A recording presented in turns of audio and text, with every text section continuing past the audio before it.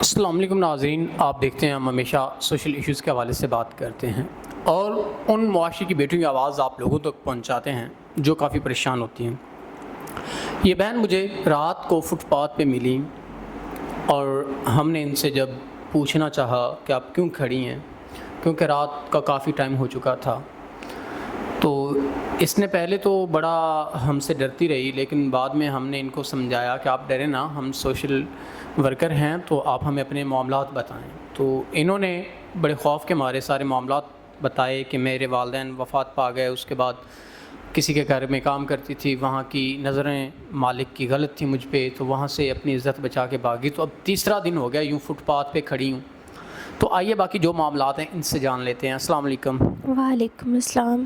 اچھا بہن، مجھے یہ بتائیے گا، ایک تو آپ اونچی آواز میں بات کریں، دوسرا یہ بتائیے گا آپ وہاں کھڑی تھیں تو کیا معاملات زندگی تھے جن کی وجہ سے آپ پریشان تھیں؟ بھائی مجھے لگاتار 3 دن رات ہو گئے ہیں کہ میں یہیں فٹ پاتھ پر رہتی ہوں۔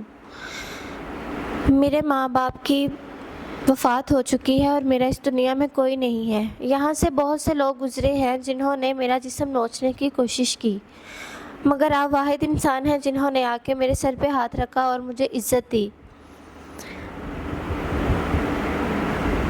میں لوگوں کے گھروں میں کام کرتی تھی، لیکن جس گھر میں کام کر رہی تھی وہاں کا مالک مجھے بہت ذلیل رسوا کرتا تھا، مجھ پہ گندی نظر رکھتا تھا۔ اس لیے میں نے وہاں سے اپنی عزت بچانے کی خاطر میں وہاں سے بھاگی اور اپنی عزت بچائی، کیونکہ میں عزت سے بڑھ کر کچھ نہیں سمجھتی۔ تو اب آپ اپنے معاملات زندگی کو کیسے آگے فیوچر میں چلا پائیں گی؟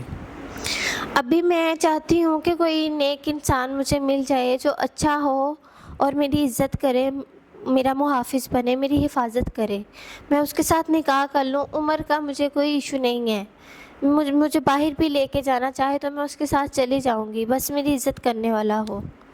ناظرین، اس بہن کی ڈیمانڈ ہے کوئی ایسا انسان جو ان کو عزت، تحفظ اور ان کا محافظ بن سکے، تو یہ ان سے نکاح چاہتی ہیں۔ عمر کا بھی کوئی مسئلہ نہیں، اگر کوئی باہر لے جانا چاہے پھر بھی کوئی مسئلہ نہیں، لیکن یہ عزت چاہتی ہیں۔ بمشکل انہوں نے اپنی عزت بچائی اس ظالم معاشرے سے اور اپنے آپ کو یہ سروائیو کر رہی ہیں۔ یہ ہم کو ملی اور ہم ان کو اپنے آفس لے آئے اور ان سے ہم نے جو بھی معاملات آپ لوگوں تک پہنچا رہے ہیں، تو ہم امید کرتے ہیں کوئی نیک انسان ان کے معاملات کو سمجھتے ہوئے ان سے نکاح کرے گا۔ تو اسی کے ساتھ اپنے میزبان نواب احمد کو دیں اجازت۔ خدا حافظ۔